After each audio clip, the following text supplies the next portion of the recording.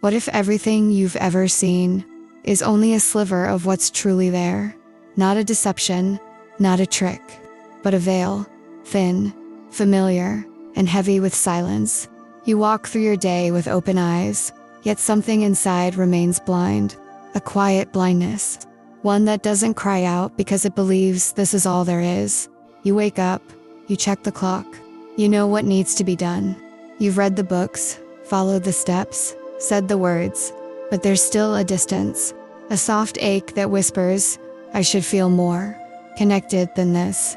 You're not alone. There's a name for this ache, though it's rarely spoken. Spiritual blindness. Not the absence of faith, but the absence of vision. The kind of vision that doesn't look outward, but inward. The kind that sees without eyes, feels truth without proof, knows without knowing how. Neville Goddard once said that imagination is not fantasy, it's perception. A different kind, one that opens not through logic, but through stillness. You see, the imagination, your true imagination, isn't where you make things up. It's where you remember what's real, beyond what the five senses can measure. Greg Braden reminds us of something ancient. The heart is not just a pump, it's a field, a generator of awareness that stretches far beyond the body. And it speaks not in words, but in frequency. This is spiritual sight, not seeing what's in front of you, but feeling what's been within you all along. And here's the irony. The technique that unlocks this kind of vision is not hidden, it's just been ignored, dismissed by the mind because it can't be proven, laughed at by logic because it asks us to unlearn, to surrender the very things we've clung to for safety. But what if the safety is what's keeping us blind? What you're about to discover isn't a method, it's a mirror, a soft undoing of the veil, a return to something ancient and quietly forbidden because it cannot be controlled. By the end of this journey, you'll see why this technique is so powerful and why it's been kept from you, not by others, but by the voice inside that says, only what you see is real. So let's go deeper, not forward, inward, into the frequencies behind the form, into the dimensions that don't need to be earned, only remembered. But first, let me ask you something quietly. What have you not seen? Because you were told it wasn't there. Let this question breathe in you, because it leads us to what comes next. There's a strange kind of blindness that doesn't begin in the eyes. It begins in the nervous system, in the quiet spaces between thoughts, in the body's quiet agreement to believe what the world reflects, even when the soul whispers, there's more. You don't see reality as it is. You see it as you are. And this changes everything. Imagine your perception as a lens made of vibration. What comes through it is shaped by your frequency, not by fact, not by what's out there, but by what's in here. That's why two people can walk into the same room, hear the same words, see the same light, and feel something completely different. You've felt it, haven't you? That moment when your mind says yes, but your body says no. When you try to believe in abundance, in love, in healing, but somewhere deep inside, there's tension, a pull, a subtle mistrust of the very thing you're asking for. It's not weakness, it's not failure, it's frequency, because your body remembers things you've never spoken, because energy, unprocessed, becomes a filter. You may affirm wealth, but if your cells are still echoing your grandmother's fear of not having enough, if your heart still holds the story of being unworthy of comfort, then no matter how clearly you see the life you want, you won't feel aligned with it. And what you don't feel aligned with, you cannot truly see. Not spiritually, not vibrationally. So the vision stays cloudy, not because you lack faith, but because your inner instrument is out of tune with the reality you're reaching for. It's like trying to hear a song that's playing on a different frequency. You might catch a note, a flicker, but the full harmony remains just beyond reach. This is the vibrational blindfold, the invisible veil made not of darkness, but of dissonance. It hides nothing, it just misaligns you from what's already there. And here's where things begin to shift. Not when you try harder to see, but when you soften enough to feel. When you stop demanding answers from the outside and start listening to the frequency of your own resistance. Because sometimes what you call confusion is just unintegrated memory. And when you begin to hear that, truly hear it, you're not just changing perception, you're changing reality. Let this settle in you for a moment, not to understand, but to remember. Because what comes next isn't about sight. It's about the organ behind the sight. Not your eyes, but something far older and far wiser. There's a silence inside your skull that most never hear. Not the silence of thoughtlessness, but the silence beneath thought. The place where perception isn't created, it's received. The pineal gland. A tiny organ nestled between the hemispheres of your brain, surrounded by cerebrospinal fluid, suspended like a lantern in the cave of the mind. For some, it's just biology. For others, it's myth. But in truth, it's neither, and both. It's not simply a third eye, as often romanticized. It's something far more precise, more subtle. A receptor not for light that travels through space, but for light that vibrates beyond it. Quantum light. Information that is non-local. Insight that doesn't arrive, it activates. Joe Dispenza speaks of this with clarity. When your heart and brain enter coherence, when they pulse in rhythm, not in chaos, the pineal becomes a bridge. Not metaphorically, biologically, spiritually. Energetically, it opens not through pressure, but through permission. Not by trying harder, but by tuning deeper. Because here's the mistake we've inherited. We try to force the opening. We meditate with clenched jaws. We visualize with strained focus. We sit in silence, waiting for fireworks. But the pineal doesn't respond to pressure. It responds to resonance. It awakens when the heart says, "I'm ready to remember." When the body stops trying to manipulate reality and starts allowing truth to emerge. Think of it like a tuning fork in a vast chamber. When the chamber is noisy, full of mental chatter, emotional turbulence, unresolved stories, the pineal cannot vibrate clearly. But when the noise quiets, when coherence returns, when stillness becomes not an act but a state, it begins to vibrate, to tune, to receive. And what it receives isn't vision in the way we're used to. It's not colors or lights or dreams. It's knowing, instant, gentle, undeniable, the kind that settles in your chest like a truth you forgot you always knew. So maybe your sight hasn't been blocked. Maybe it's just been overwhelmed by trying too hard, by wanting too much, by thinking the path to awakening is something you conquer. But what if it's something you remember how to feel? Breathe here, just for a moment, not to get anywhere, but to return to the stillness where the invisible begins to whisper. Because what comes next is not about imagining more. It's about feeling differently, with the body, with the breath, with the memory of who you truly are. There's a quiet frustration that builds when you try so hard to see something new, a vision of health, peace, love, abundance, and it never quite takes form. You close your eyes, you imagine the outcome, you repeat the scenes again and again. Like a script, you hope the universe will memorize, but nothing changes. And you begin to wonder, am I doing it wrong? Why can't I make it real? The truth is gentle, and it's this. You're not failing because you don't see enough. You're stuck because you don't feel it's true. Neville Goddard spoke of this over and over. Imagination, he said, is not about rehearsing pictures. It's about inhabiting states. You impress the subconscious not by repeating a phrase, but by embodying a frequency. And frequency does not respond to mental repetition. It responds to emotional resonance. This is where most spiritual seekers get lost. They over-visualize and under-feel. They craft beautiful scenes in the mind, but never allow those scenes to drop into the body. It's like watching a movie you wrote, but never stepping into the frame. So here's the shift. A gentle one.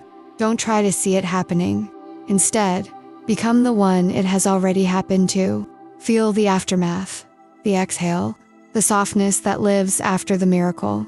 If you long for peace, don't picture yourself meditating on a mountaintop. Close your eyes and ask, what would it feel like if I had just been given peace? Let your body answer. Let your shoulders drop. Let the breath slow. Let the nervous system remember safety, before the world gives you a reason to feel safe. This is not about creating from imagination. It's about returning to a state that already exists, somewhere within you. Because the truth is, what you're trying to manifest is not far away. It's near. Near enough to feel if you stop trying to see it with your eyes and start remembering it with your being. Take a breath here, not a deep one, just a real one, and whisper it quietly, like a secret your soul always knew. I am the one it already happened to. Let that echo, because where we go next is into the reason so many keep seeking, even after they've already been shown the path. There's a kind of hunger that doesn't begin in the body, but it feeds on the soul. The hunger for signs, for proof, for something outside to say, yes, you're on the right path. And at first, it feels innocent, hopeful, even spiritual. You look for synchronicities. You wait for numbers on clocks. You chase the next insight, the next teaching, the next wave of awakening. But slowly, without noticing, the seeking becomes a cycle, a craving, a dopamine loop wrapped in divine language. You're not looking for truth anymore. You're looking for the high of almost finding it, the rush of a new technique, the thrill of a message that sounds just right, the comfort of temporary clarity. And when it fades, you seek again, not because you're lost, but because you've been trained to equate stillness with emptiness and movement with progress. But stillness isn't emptiness. It's the beginning of perception. You see, subtle vision, the kind that reveals what eyes never could, requires silence, requires presence, requires you to stop looking long enough to receive. And here's where the saboteur hides, in the need for something to happen. The mind says, if nothing changes, I must be doing it wrong. But the soul says, if nothing changes, maybe you're finally still enough to hear. We've been tricked into believing that clarity comes from effort. But real clarity is quiet. It arrives when the nervous system softens, when the seeking pauses, when the self stops trying to improve itself and simply becomes available. So gently now, place your hand where your heart is. Feel the rhythm, not as a symbol, but as a message that you are already connected, already guided, already enough to receive what the noise has been drowning out. 3 minutes. Every morning, not to fix, not to ask, but to be. Let your body return to coherence before the day tells you who you need to be. Let your inner world become quiet enough for the unseen to reveal itself. Because the next vision waiting to arrive won't come through chasing. It will come through remembering what has always been here. And what if all that dust, all that mental seeking, has only been hiding the mirror beneath? Imagine your soul as a mirror, smooth, luminous, perfectly clear. But over time, fingerprints appeared. Not from touch, but from memory, judgments, fears, unspoken grief, each one a fine layer of dust. You didn't ask for it. It wasn't your fault. It came from stories passed down like heirlooms, from words that landed like wounds, from moments you survived, but never fully felt. And so, the mirror once reflective began to blur, and you thought, something must be wrong with me. But nothing was wrong. You just couldn't see clearly anymore. This is what happens when we confuse clarity with effort. When we try to add vision, instead of removing what blocks it. You don't need to build a new mirror. You already are one. What's needed is gentle cleaning. Not of the surface, but of the emotional residue. The kind that says, I must prove I'm worthy. The kind that whispers, only when I'm healed will I be seen. But worthiness isn't earned, it's remembered. And seeing doesn't come from achievement. It comes from allowing your soul to reflect light again. Not because you pushed, but because you paused long enough for the dust to settle. This isn't a process of adding, it's a sacred undoing. A soft unraveling of everything that's never truly been you. Each time you feel shame and choose presence, the dust begins to lift. Each time you notice fear but breathe through it, a layer dissolves. And slowly, your inner mirror begins to shine again. Not because you made it brighter, but because you stopped hiding its light. So ask gently, what am I still holding that doesn't belong to the truth of who I am? Whisper it, feel it, Because once the mirror clears, you won't just see yourself, you'll see through yourself into a reality that was waiting for your return. And it all begins with attention, not scattered, but sacred. The kind that turns silence into a doorway. There's a reason so few truly see. Not because they lack vision, but because they lack silence. Not the absence of sound, but the absence of inner noise. The constant commentary, the mental echo chamber, the urgency to label, solve, fix, understand. And in that noise, the voice of the soul becomes a whisper, one that's so easy to miss, but still, it waits. Because silence isn't empty. It's filled with presence. It's the space where spiritual vision awakens, not by effort, but by attunement. You can't see through a storm. And yet most live their lives within one. A swirl of thoughts, doubts, past futures, expectations. They ask for clarity, but they don't offer quiet. And here's where the mystery softens. Attention is not just a mental act. It's spiritual currency. What you give it to expands. What you withhold it from fades. When your attention is scattered, your perception is fragmented. But when your attention becomes sacred, your inner space begins to open like a portal. Imagine sitting in a room where no one speaks, and yet everything communicates. The walls hum, the breath steadies. Time no longer pushes forward, it waits. This is what happens when you practice presence without a goal. Not to get somewhere, but to become available for what already is. 7 minutes, each day. Not in silence as performance, but in silence as remembrance. The kind of silence that doesn't numb, it awakens. It doesn't ask, it listens.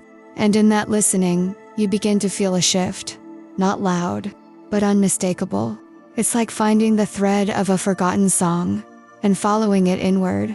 No technique, no mantra, just attention to what arises when you stop shaping reality and start receiving it. Because spiritual sight is not a flash of brilliance. It's a long gaze into the stillness, until the stillness begins to gaze back. So breathe now, not because you're told, but because it's the oldest prayer. Because where we go next requires not clearer eyes, but a different question entirely. There's a doorway hidden in plain sight, not behind the eyes, but behind the question you've been asking. Most of us begin with this: what do I want to see?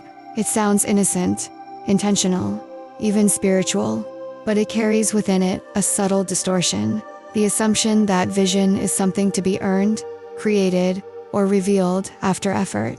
But what if vision doesn't follow the desire? What if it follows identity? The true key is not asking, what do I want to see? But quietly, almost reverently, asking, who must I become to see this as already true? That question doesn't point forward. It turns inward. It inverts the direction of awareness. Not chasing the image, but becoming the frequency that reveals it. Start here. Let your body recall a moment of peace. Not a scene, a state. Now imagine a reality your heart longs for. Not as a hope, but as a memory from the future. A healed body, a quiet home, a relationship filled with reverence. Whatever it is, pause, let the image soften, and instead of trying to see it, become the one who lives there already. Feel how you would breathe. Notice where your shoulders rest. Sense how your heartbeat changes when the struggle is no longer needed. Don't perform it. Don't analyze it. Let your nervous system drink it in. Let your cells remember the vibration before it has proof. Because this is the forbidden aspect of the technique. Not because it's dark or hidden, but because it refuses to play by logic. It bypasses the question how and replaces it with embodiment. And that is something the rational mind finds unbearable. You're not rehearsing a desire. You're rehearsing a frequency. And frequency is what gives you access to dimension. You don't manifest what you want. You enter what you already are. And in that state, reality has no choice but to echo you. So now, let your breath become a signal, not of effort, but of presence. Whisper it if you feel it.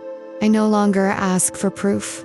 I remember my place inside the vision, because in the space that comes next, you'll see how it all begins to return, not as something new, but as something you always carried, still waiting for a sign.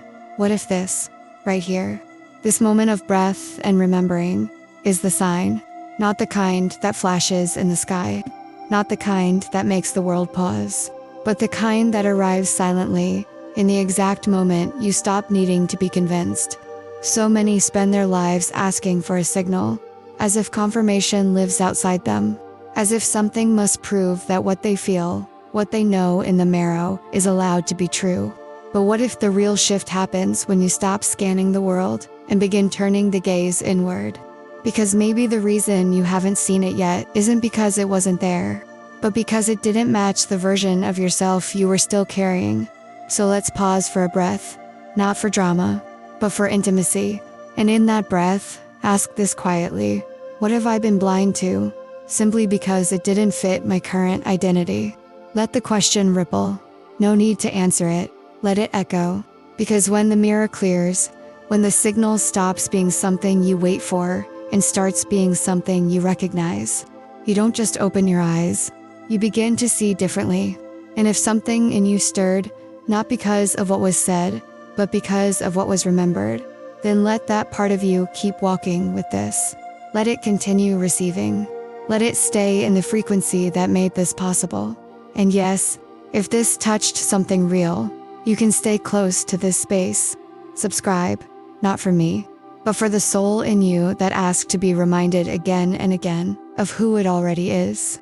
Because the final chapter isn't about learning more, it's about awakening something ancient, something alive, and it begins in the very cells of your being.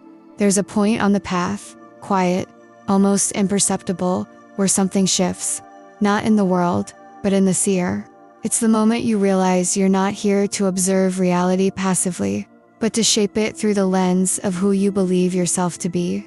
Bruce Lipton has spoken this truth many times. Beliefs are not passive reflections. They are creators of biology, of perception, of possibility. Your cells listen to your thoughts. Your nervous system responds to your inner images as if they were physical reality, because to the body, they are. And so, your perception is not a window, it's a mirror. One that shapes what reflects back based on the frequency you emit. You were never just here to survive what is. You came to remember what could be and live from there. Now, this is the gift of the so-called forbidden technique. Not that it offers you something new, but that it returns you to something ancient. Something that was always yours, before language, before fear, before the forgetting. It is a remembering, a realignment, a re-entry into a vision that is already coded into your being. And just like the sunrise, your spiritual vision was never gone. You just had your back turned. But now, you've begun to turn east again. So pause here. Let it land. Let the message settle into the deeper places. The places that don't need words, only resonance. And if something opened in you, not because of information, but because of recognition, then this isn't something to learn. It's something to carry. This message, this remembrance, this feeling, carry it into your moments, into your breath, into the space between your thoughts. And if you wish, leave a trace of your own awakening below. Tell us, what dimension of reality have you glimpsed or hope to enter? Because when we speak our inner seeing, we activate it for others. And if this message touched something ancient in you, subscribe, not just to this channel, but to your own becoming. Because you didn't just listen, you remembered.